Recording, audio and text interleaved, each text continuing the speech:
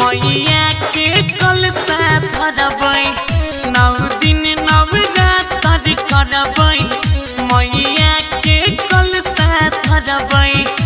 हे सैया जाई के भोर बजरिया तू चुनरिया लाई देने कचाठी के अपन दू चक्का गरिया तू चुनरिया लाई देने बुझ गेल बात के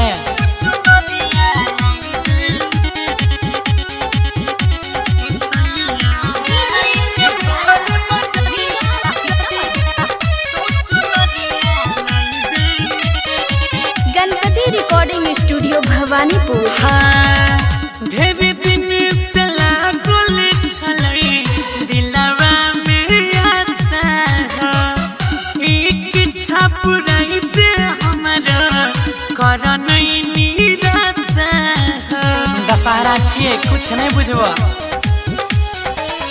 ढेर दिन से लागल छलै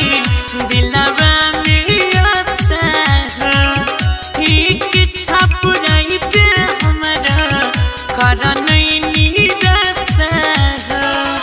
दिल जान से करबै पूजा है तई नहीं कम कोनो दूजा कि राजा जी हमरो लाली हसरिया तू चुनरिया लाई देने कचर के चली जा तू चक्का गरिया तू चुनरिया लाई देने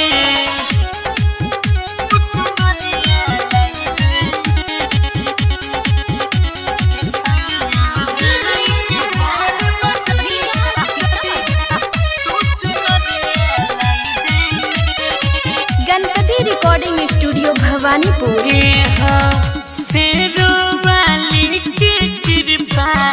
राजा छैया पारी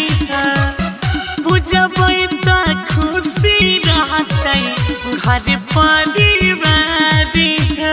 सब त हुनके देन छिए शेरो वाली के कृपा राजा छैया पारी पूजबै त खुशी रहतै घर परिवार सुन हो गौरव सैया पर छिया तोहर पैया करंजित आज संग जाई के खगरिया तू चुनरिया लाई देने मदन के भेजी के फुलवरिया और फूल मंगाई